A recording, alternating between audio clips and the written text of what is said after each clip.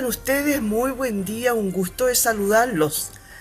El estrés es una respuesta natural del cuerpo a desafíos o demandas, una tensión física o emocional que libera hormonas como la adrenalina para prepararnos a luchar o huir, siendo útil en pequeñas dosis, pero perjudicial si es crónico, afectando la salud física y mental con síntomas como ansiedad, dolores, insomnio y dificultades para concentrarse.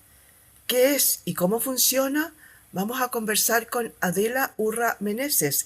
Ella es licenciada en psicología clínica.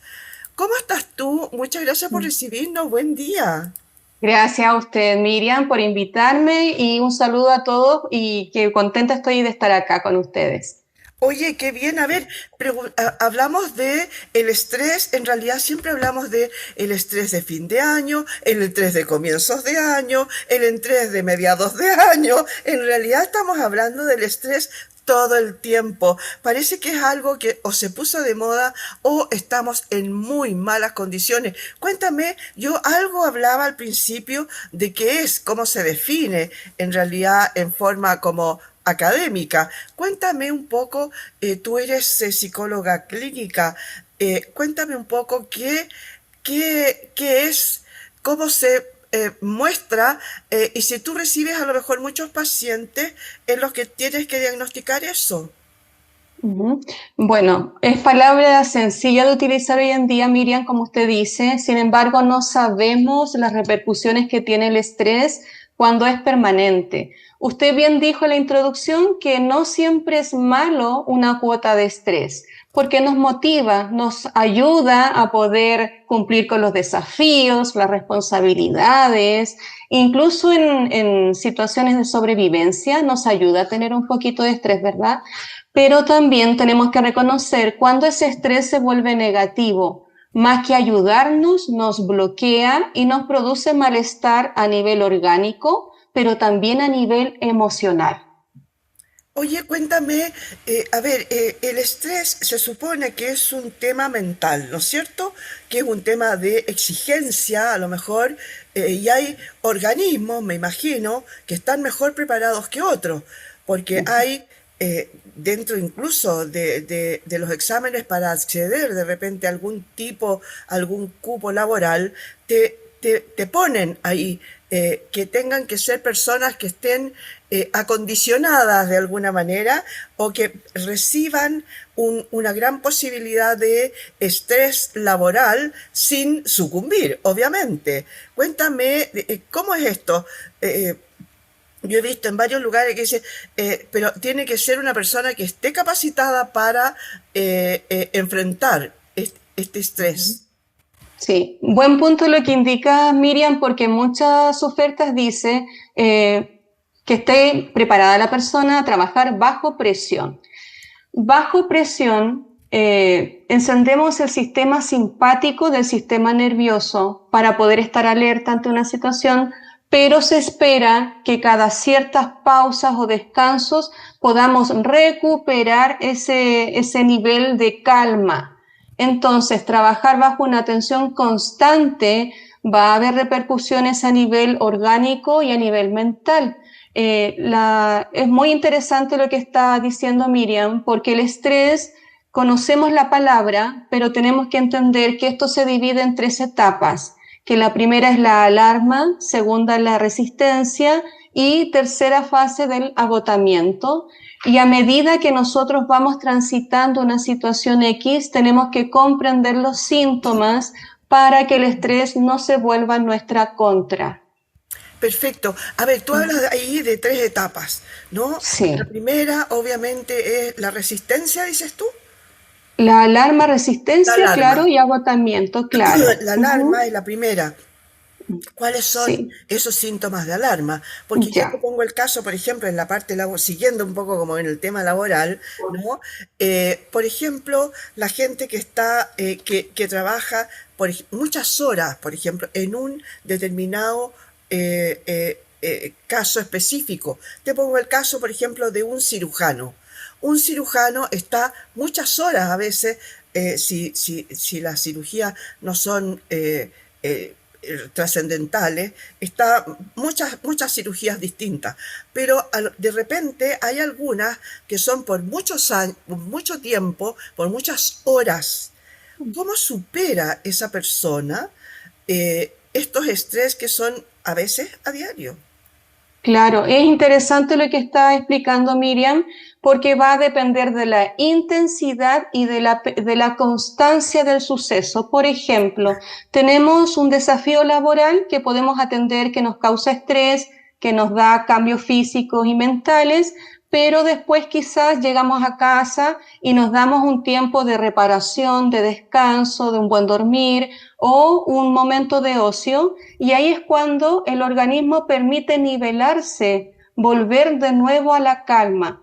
Cuando es negativo, cuando esto es permanente y no tengo el tiempo de poder reparar el organismo mediante calmarme, mediante el dormir bien, mediante desconectarme un poco de esos estresores. Entonces, como bien dice usted, va a depender del cuidado de cada persona y también dependiendo si la persona se siente con las herramientas de poder elaborar el suceso. ¿Por qué? Porque hay personas, Miriam, que son más resilientes que otras. Ya. Entonces, claro, y según el abanico emocional que tenga cada persona, porque hay personas que pueden elaborar una situación de estrés y luego son capaces de volver a la calma, de autogestionarse. Pero hay otras personas que les cuesta mucho más y esto puede ser por aprendizajes, por crianza, quizás por situaciones vividas pasadas estresantes que no se han elaborado y se juntan con situaciones estresantes del presente. Y además, Miriam, somos tan complejos los seres humanos que podemos estresarnos incluso por situaciones imaginarias, no solamente situaciones reales. Bueno, eso que me acabas de decir tú me confirma que hay personas distintas, digamos, reaccionamos de forma distinta a motivos, a mismas acciones, ¿no es cierto? Personas un poco más resilientes, personas que terminaron la actividad estresante y bajaron las revoluciones, como dice, ¿no? Y fueron capaces entonces de olvidar de alguna manera eso y dejarlo pasar. Pero hay personas que se mantienen, ¿no? Y que hay algunas cosas que la han marcado tanto su vida que después vuelven y se juntan con otras.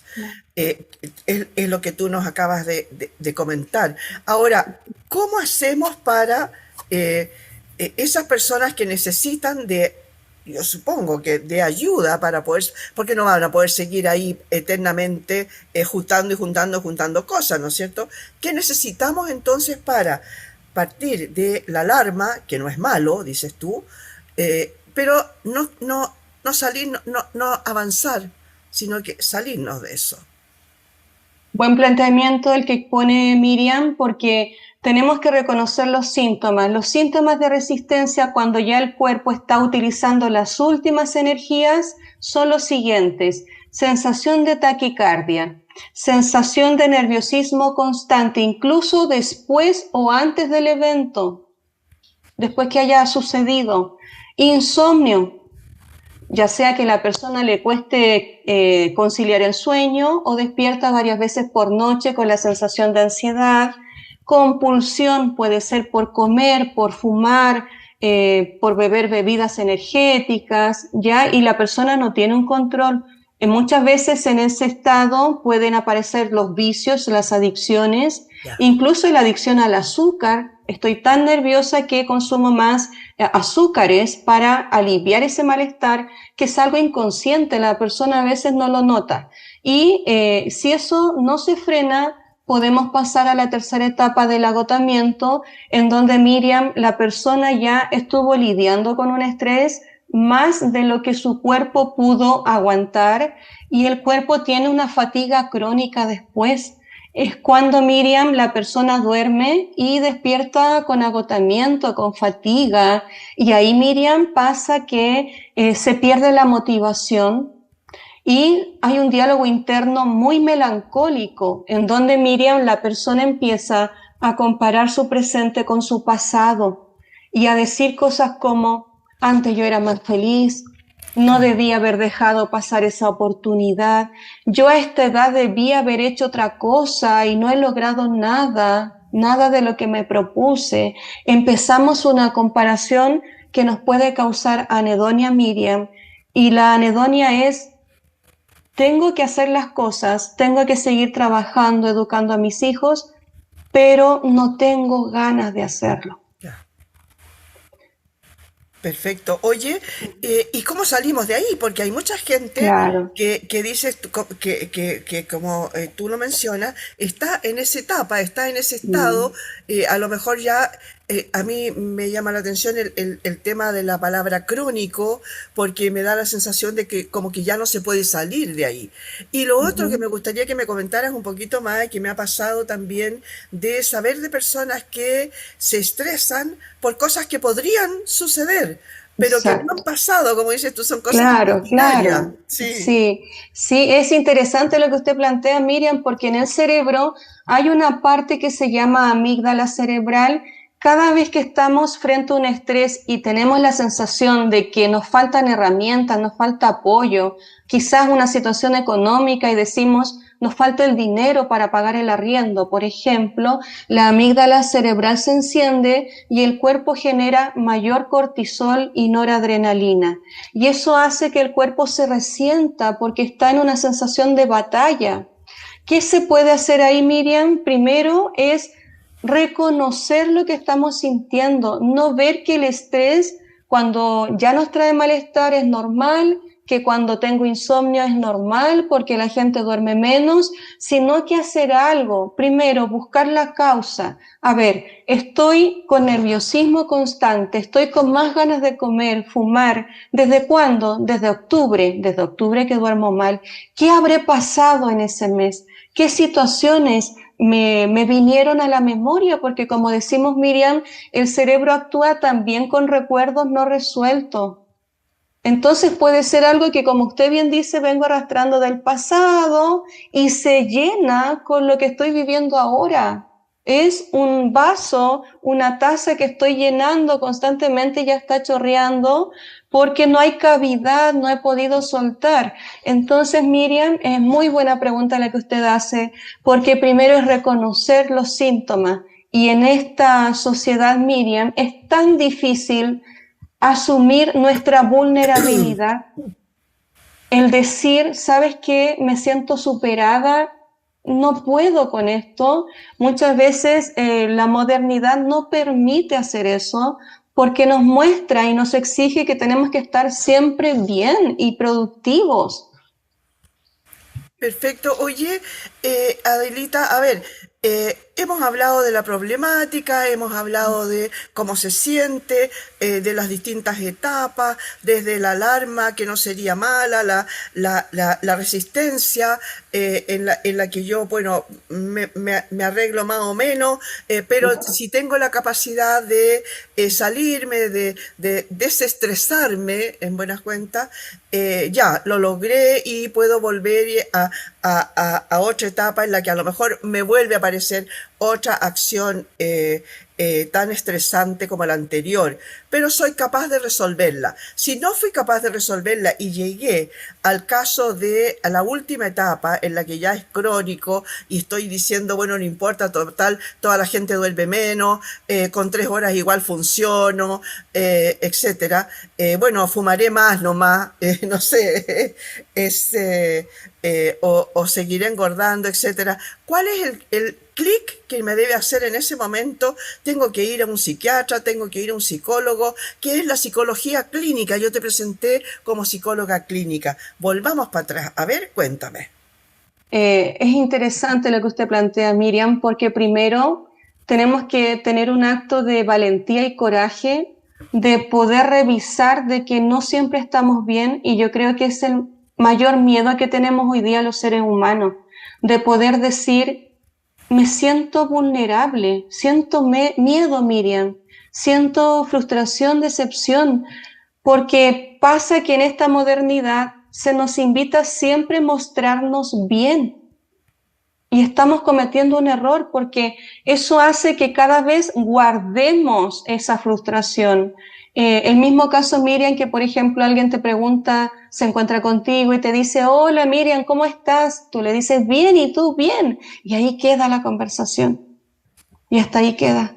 Entonces, permitir, Miriam, que hay emociones que son molestosas como la rabia, la frustración, la tristeza, pero son parte de la vida. No negarlas. El poder darnos el espacio, Miriam, de decir, ¿sabes qué, Miriam? Quiero dejar todo tirado, no tengo ganas, el poder expresar. Bien, y pasa, Miriam, también en consulta que a veces cuando el paciente llora, sobre todo los varones, te piden disculpas. Y con eso vemos que no tenemos el espacio de poder verbalizar lo que nos sucede. En lo que se hace la psicología clínica, según su pregunta, es poder validar la narrativa de la persona. ¿Por qué, Miriam? Porque la escucha activa, el que usted sienta que pueda hablar con alguien y le pueda decir, ¿sabes que tengo rabia con esto? Y que la otra persona no la juzgue, no la cuestione, sino que le permita a usted, ya dale, háblalo. Eso es liberador. Eso también da la sensación de que alguien me está conteniendo, validando y que no necesito estar siempre fuerte, que hay una persona que me permite tener esa parte humana que es más vulnerable y no pasa nada. Oye, tú mencionaste recién el tema de un paciente, por ejemplo, que está comentando algo, no sé, y llora por alguna situación y te pide disculpas, lo cual, por qué pedir disculpas por llorar? ¿No? Pero bueno, cuéntame un poco cuáles son las causas más comunes que tú ves en tu clínica. Mm. Las causas más comunes es el estrés, trastornos de ansiedad y también de depresión. Sí, y creo, desde mi perspectiva, lo que he podido ver es que estamos hablando menos, nos estamos comunicando desde lo superficial y esto nos pasa a nivel familiar, a nivel de pareja. Estamos dejando pasar muchos detalles, muchas señales, porque no nos estamos mirando cada vez más, Miriam, estamos mirando el celular, conversando con alguien y viendo la televisión. Y eso nos permite, Miriam, de que se vayan señales no verbales, el no poder detectar lo que está pasando en la otra persona, porque igual, Miriam, si yo un día yo le pregunto a usted, hola Miriam, ¿cómo estás? Bien, pero yo no sé si realmente estamos bien o no, porque no nos vemos. Oye, pero por otro lado, yo siempre he escuchado que, a ver, cuando una persona dice, ¿y cómo has estado? ¿Cómo estás? Bueno, mira, más o menos, porque fíjate que me pasó esto, lo otro, lo demás, ya. La Ujú. próxima vez que lo encuentre, le pregunto y me dice, sí, pero es que esto no ha resultado, porque fíjate que esto, ya. Entonces la tercera vez yo cruzo la calle.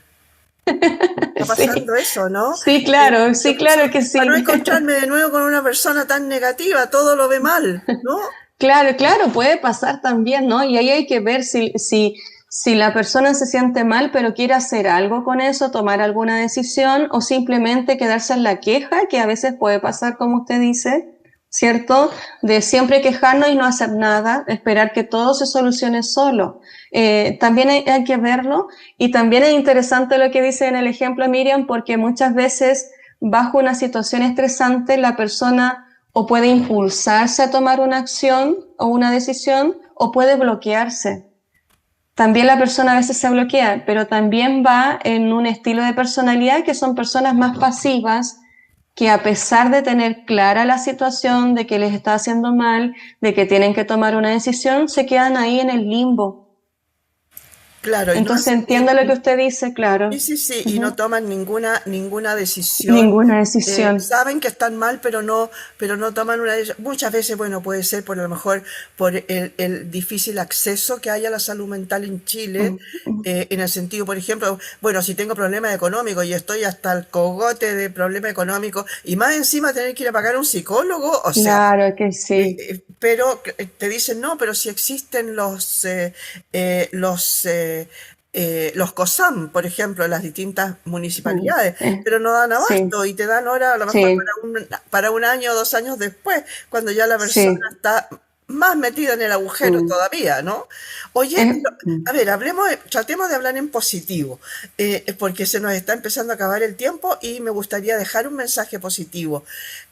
Tú dices que nosotros no sabemos conversar, que no podemos hablar, que muchas veces estamos con el teléfono al lado y se dan casos tan extremos como por ejemplo en los colegios en que ahora, para mi gusto, digamos, afortunadamente decidieron el celular dejarlo fuera, ¿no? Porque los chicos salían a recreo y se hablaban a través del WhatsApp, Sí, ¿no? claro. Estando ahí a, no sé, a 10 metros, ¿no? Mm. En vez de juntarse a conversar o a jugar, a lo que sea, están hablando a través del celular. ¿Cómo lo hacemos para salir de esta bola de nieve que se nos fue agrandando cada vez más?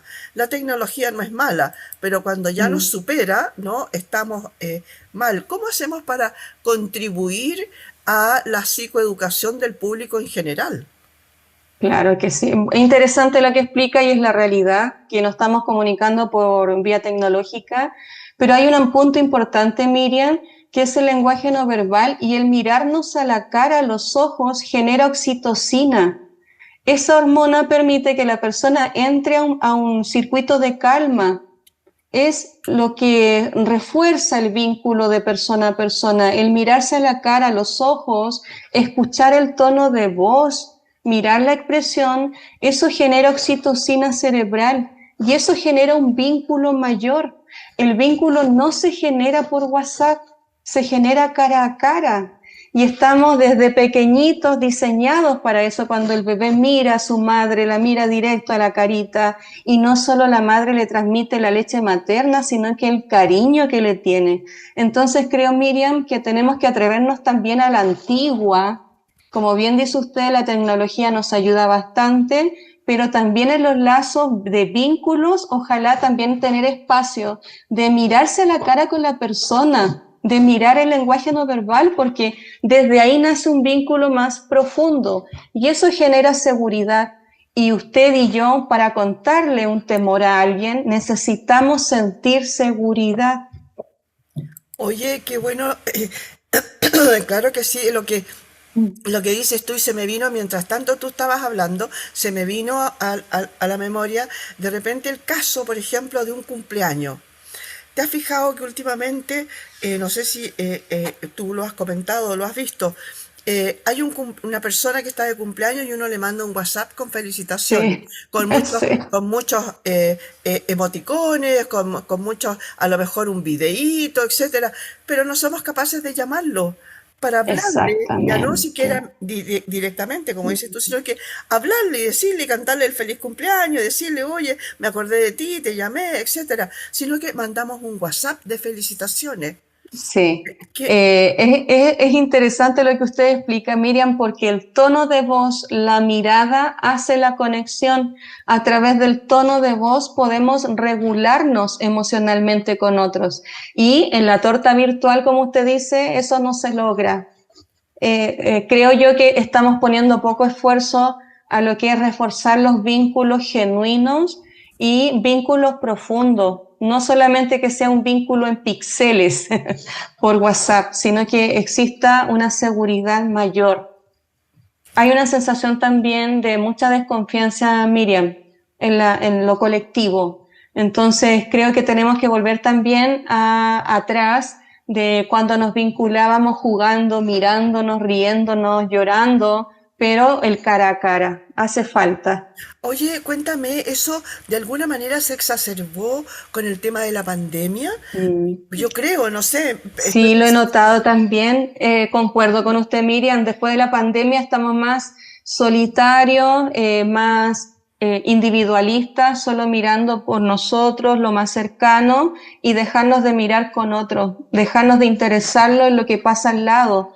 Sí, nos hemos vuelto más encerrados en nuestro mundo y eso hace que también tengamos una sensación de lucha individual y los seres humanos somos sociales por naturaleza, necesitamos también de lo colectivo, del conjunto, claro. Ujú. Perfecto. Oye, muchas gracias Adela por haber estado hoy día con nosotros. Gracias, Miriam. Conversamos así Muchas como gracias a así en ti. general sobre el tema del estrés, pero llevado más bien a la parte práctica, ¿no es cierto? Más que la cosa Exactamente. teórica. Muchas gracias por haber estado hoy día con Gracias nosotros. a ti, Miriam. Encantada de estar contigo. Saludos a todos. Muchas gracias le damos a Adela Urra Meneses. Ella es licenciada en psicología clínica y conversamos hoy día sobre este tema del estrés, cómo solucionar esto que nos está agotando cada día más. Muchas gracias por haber estado hoy día Un en este abrazo. punto de Gracias, Miriam. encuentro. Muchas gracias por haber estado hoy día en este punto de encuentro.